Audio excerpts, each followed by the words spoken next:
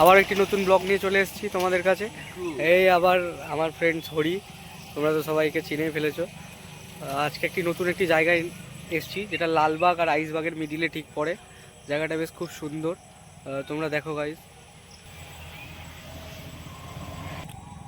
এটা বেশ একটা বড় দিঘি টাইপের এলাকা। আমাদের বহরমপুরে যেমন লাল দিঘি আছে না, এটা সেরকমই একটা এরিয়া। তো দূরে ওখানে অনেক কিছু আছে। এই ঠিক এই রাস্তাটা দিয়ে ঘুরে যেতে হবে এই দিকটায়। এই যে রাস্তাটা দেখতে পাচ্ছ, যেতে হবে। তো ওই দিকটায় গেলে কলা গাছের বাগান আছে, এদিকে লিচু লিচু আম ওইদিকে সব আছে, বাগান আছে, তোমাদেরকে সব দেখাবো। আর এদিকে নৌকাও চলে, ওই দূরে দেখাচ্ছি জুম করে। ওই দেখো নৌকা চলছে ওখানে, নৌকাও চলে এখানে। তো একটা বেশ ভালো জায়গা। তো আগে গিয়ে দেখাচ্ছি তোমাদের, আগে আগে দেখো হোতা হে কেয়া। তো তোমরা দেখতে পাচ্ছ সেই, তোমাদেরকে বললাম যে আম বাগান আছে সামনে, আম বাগান কলা বাগান, তো ওই দিকটাতেই যাচ্ছি। এদিকে আরও একটা দিঘি আছে, এইসব এখানে দিঘি মাছ চাষ করা হয়, এটসেট্রা এটসেট্রা। তো ওই দিকটাতেই যাচ্ছি, সামনে দেখো কলা গাছ। জায়গাটার ওয়েদারটা খুব সুন্দর, মনোরম পরিবেশ, চারিদিক আবহাওয়াটা খুব সুন্দর।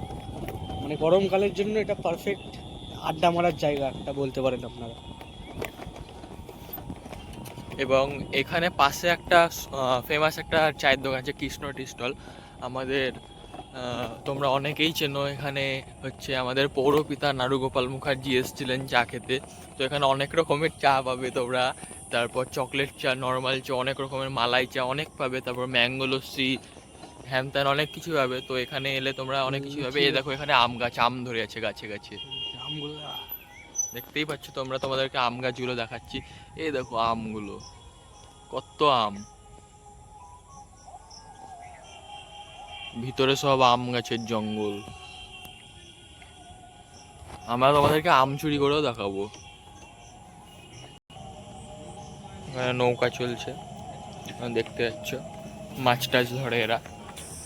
তো এই আম বাগানের জঙ্গলে ঢুকে গেছি, চলো আম বাগানের জঙ্গলটায় ঢুকে গেছি, তোমরা দেখতেই পাচ্ছ।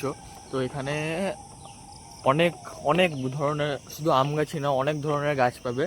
আর এখানে তোমরা একটু সাবধানে ঢুকবে, হ্যাঁ, কারণ এই জায়গাটা একটু হন্টেড আছে। আর এখানে তোমরা শেয়াল, হায়না টাইনা, অনেক রকমের জন্তু টাইপের এখানে থাকে।